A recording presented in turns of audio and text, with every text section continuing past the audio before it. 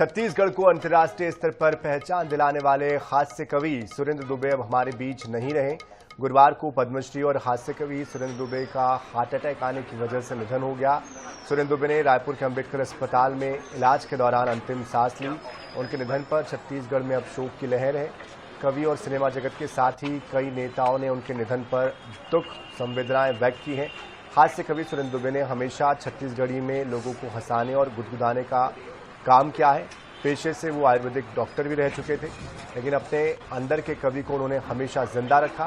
कवि दुबे को साल 2008 में हास्य रत्न पुरस्कार से भी सम्मानित किया गया था। वही साल 2010 में पद्मश्री और 2023 में काव्य गौरव पुरस्कार से सम्मानित किया गया था। तो पद्मश्री सुरेंद्र दुबे को इसके पहले भी एक बार और हार्ट अटैक आ चुका था। ये एक और हार्ट अटैक उनको आया और बेहद दुखद ये खबर जो उनके प्रशंसक हैं, जो उनके चाहने वाले हैं, उनके लिए राष्ट्रीय और अंतर्राष्ट्रीय स्तर पर कई कार्यक्रमों में उन्होंने अपनी प्रस्तुतियां दी थी। अपनी एक अलग पहचान उन्होंने बनाई थी और जिससे कि वो छत्तीसगढ़ वासियों के लिए खासतौर पर पसंदीदा कवि के तौर पर जाने जाते थे। छत्तीसगढ़ी भाषा में अक्सर वो चुटकी लिया करते थे नेताओं की, राजनेताओं की, अन्य लोगों की, और जब उनके कार्यक्रम हुआ करते थे तो बड़ी संख्या में लोग उनके प्रशंसक पहुंचा करते थे।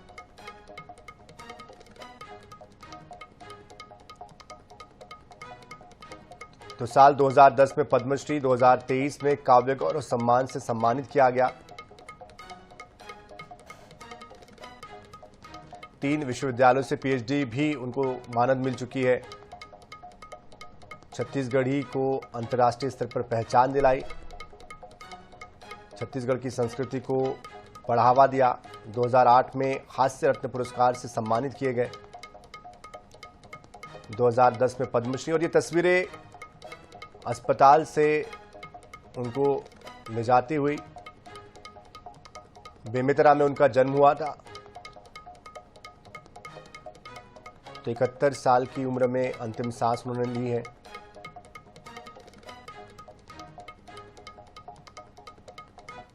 चमन बाहर नहीं डलवा रहे हो का? ये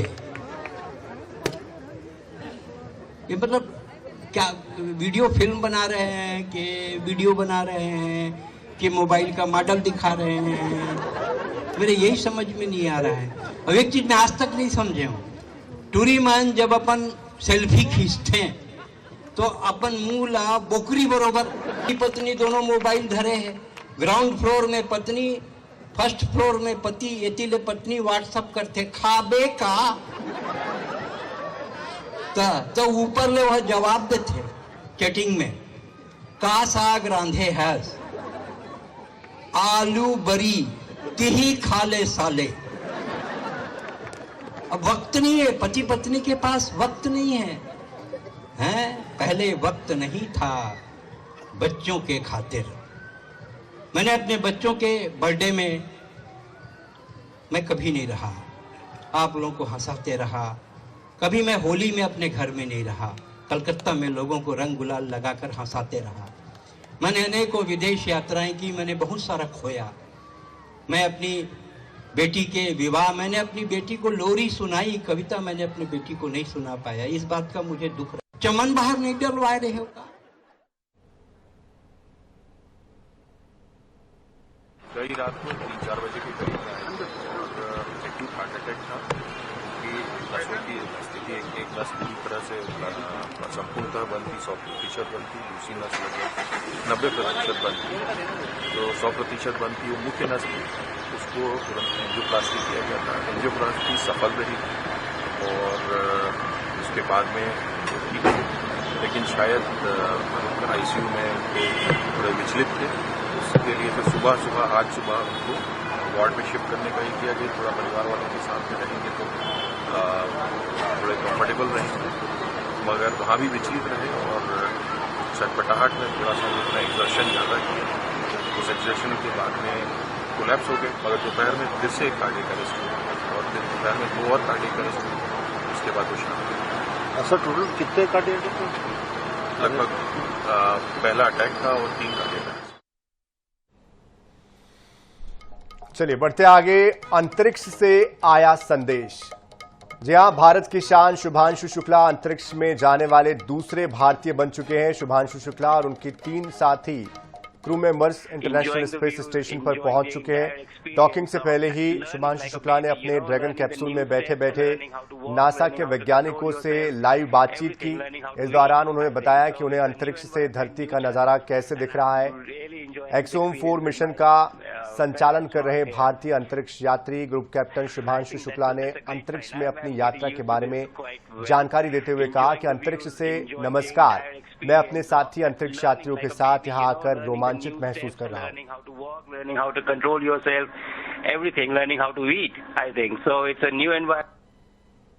I think that's a great sign. I'm getting used to this quite well, enjoying the views, enjoying the entire experience, learning like a baby, learning the new steps, learning how to walk, learning how to control yourself, everything, learning how to eat, I think. So it's a new environment, new challenge, and I'm really enjoying this experience with my fellow astronauts here. I think that's a great sign. I'm getting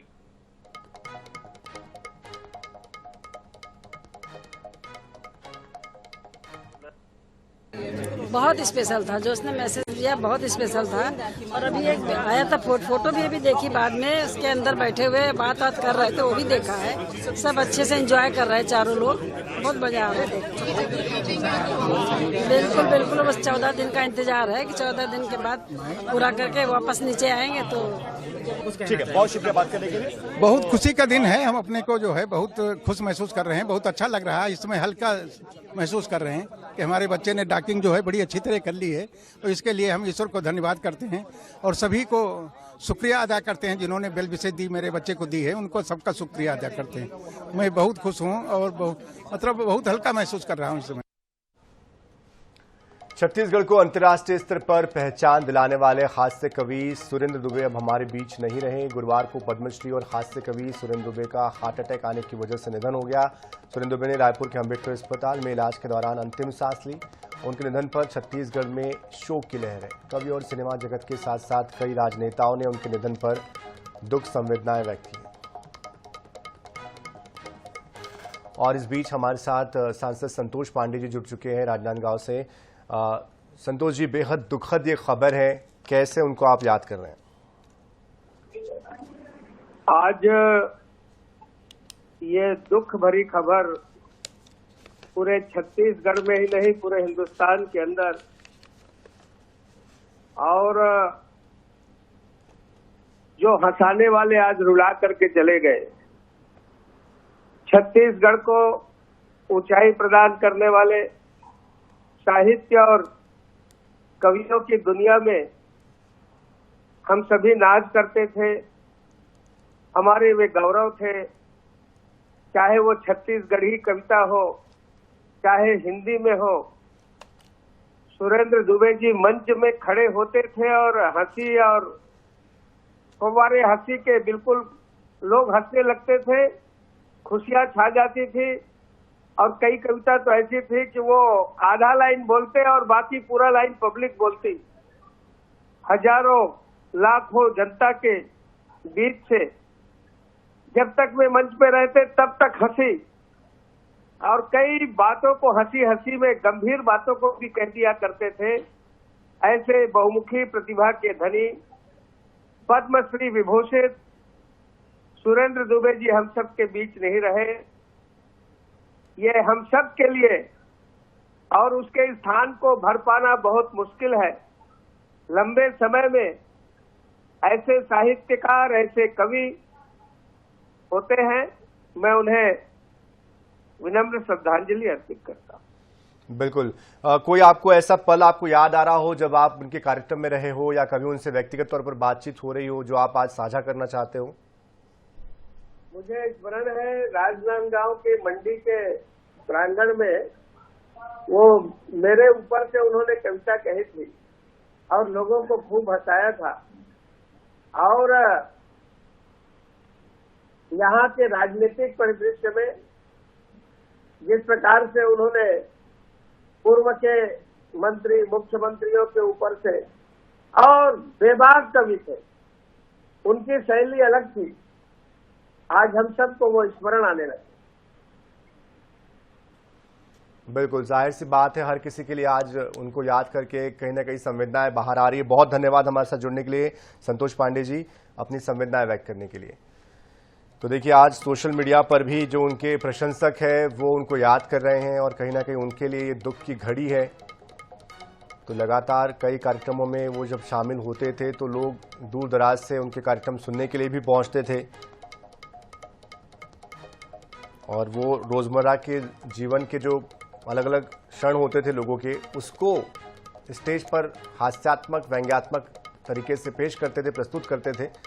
तो लोग अपने आप को उनसे जुड़ा हुआ महसूस करते थे। जाहिर सी बात है, इसलिए भी एक दुखद उनके लिए आज की ये खबर, दुखद क्षण। तो सुरेंद्र दुबे जिन्होंने अपनी एक अलग पहचान बनाई, साथ ही छत्तीसगढ़ की जो संस्कृति है, जो यहाँ की जीवन शैली है, उसको राष्ट्रीय अंतर्राष्ट्रीय स्तर तक पहुंचाया कि छत्तीसगढ़िया किस तरह से जीवन यापन करते हैं, यहाँ की संस्कृति क्या कहती है, यहाँ के लोग किस तरह के हैं, ये उन्होंने अलग अलग मंचों पर अपनी कविताओं के जरिए भी बताया। तो कई दिग्गजों के साथ भी उन्होंने मंच साझा किया।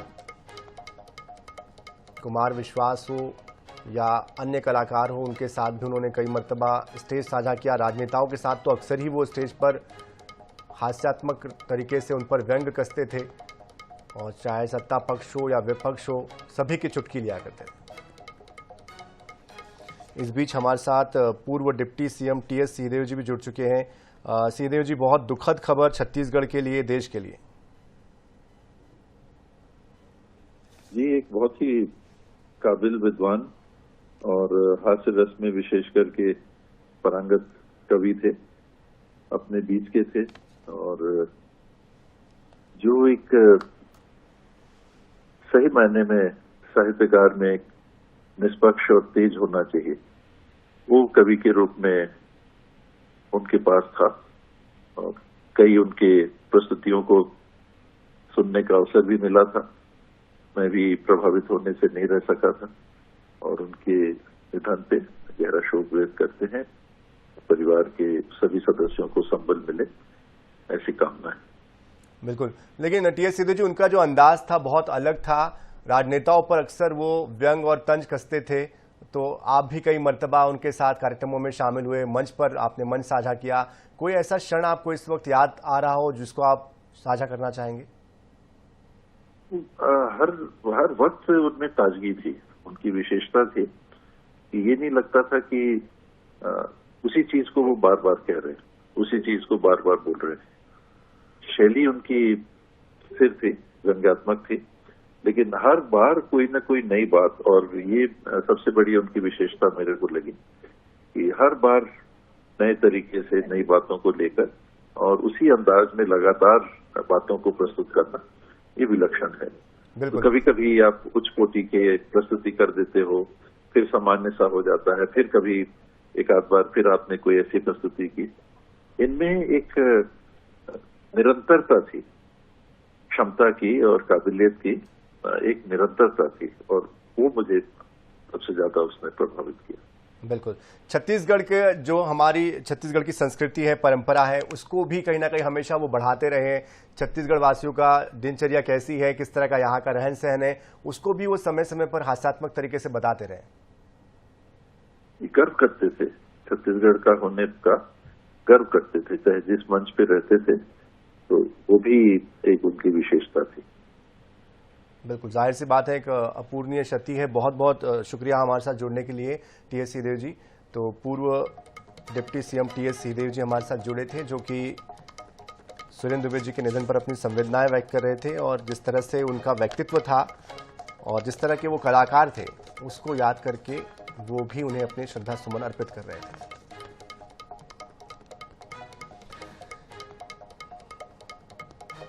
तो जिस तरह से उनकी जो कविताएं रही है, जिस तरह से उनका व्यक्तित्व रहा है, जिस तरह से लोगों के बीच उनकी लोकप्रियता रही है, कहीं ना कहीं आज इन तस्वीरों को देखकर वो सभी लोग भावुक हो रहे हैं और नम आंखों से उनको श्रद्धा सुमन अर्पित कर रहे हैं।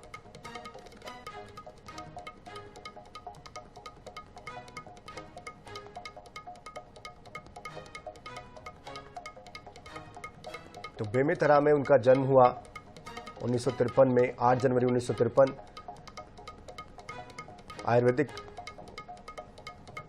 डॉक्टर के तौर पर भी काम किया, आयुर्वेदाचार्य भी रहे और उसके बाद उन्होंने आगे छत्तीसगढ़ के लिए कविताएं लिखी, राष्ट्रीय अंतर्राष्ट्रीय स्तर पर एक अलग पहचान बनाई। देखते ही देखते एक छोटी सी जगह से निकलकर छत्तीसगढ़ के लिए और अपने आप के लिए एक ऐसा मंच उन्होंने बना दिया कि हर जगह पर जहां पर उनका नाम होता था बड़ी संख्या में लोग उनको सुनने पहुंचते थे और उनका एक लहजा जो होता था वो लोगों को खास आकर्षित करता था।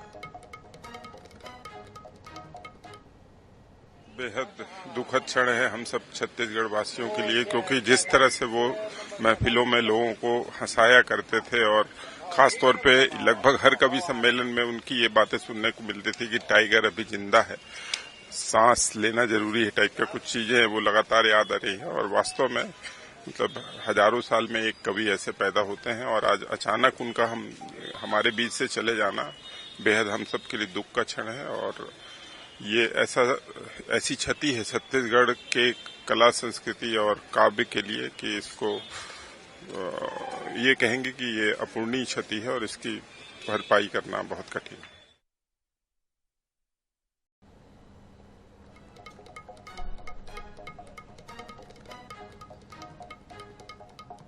तो हर किसी ने अपने अनुभव साझा किए हैं सोशल मीडिया पर भी, और जिसको जहां मौका मिला वहां पर वो उनके साथ जुड़े हुए अपने अनुभव को साझा कर रहा है, उन्हें याद कर रहा है।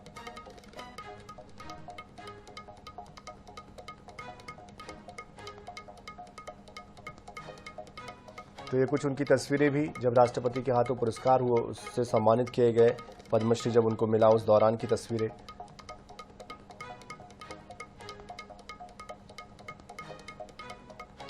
तो छत्तीसगढ़ की कला संस्कृति से, परंपरा से उनका एक अलग लगाव था, एक अलग मोह था और इसीलिए वो अपने अंदर के उस छत्तीसगढ़िया को हमेशा जीवंत रखते थे और मंचों पर, बड़े बड़े मंचों पर वो यहाँ की जो परंपराएं हैं, यहाँ की जो जीवन शैली है, जो रहन सहन है, उसको बड़े ही हास्यात्मक अंदाज में प्रस्तुत करते थे और जो लोगों के बीच में लोकप्रिय भी होता था। लोग अपने आप से उनको जोड़ लेते थे कि इस तरह की चीज़ें हमारे साथ भी होती है और कहीं ना कहीं यही एक कारण बना उनकी लोकप्रियता का, लोगों के बीच में अपना एक अलग स्थान बनाने को लेकर।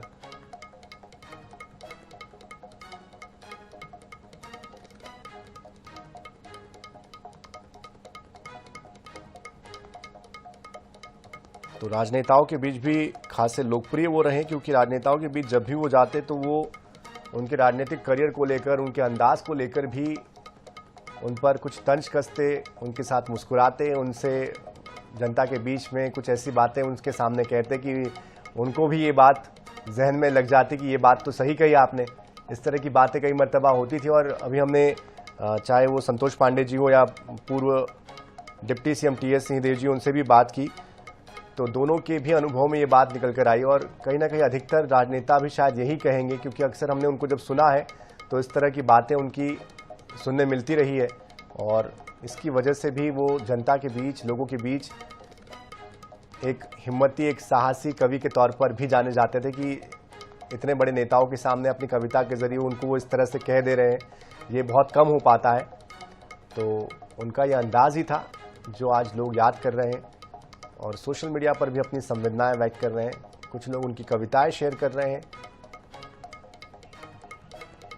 तो टाइगर जिंदा रहेगा, अक्सर वो कहते थे कि टाइगर अभी जिंदा है। आधी कविता वो खुद पढ़ते, आधी कविता लोगों से कहते कि आगे का अंतरा मुखड़ा आप जोड़िए, आप आगे इसको पूरा कीजिए और लोग भी उतनी ही रुचि से उसको पूरा करते।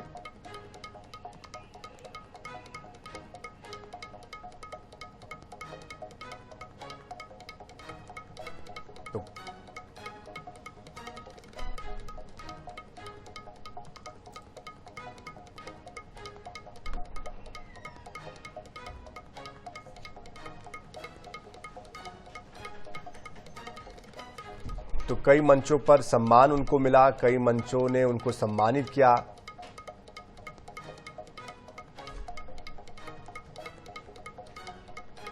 पोकड़ा है, ठहाका का परिंदा है। टेंशन में मत रहना बाबू, टाइगर अभी, टाइगर अभी, टाइगर अभी।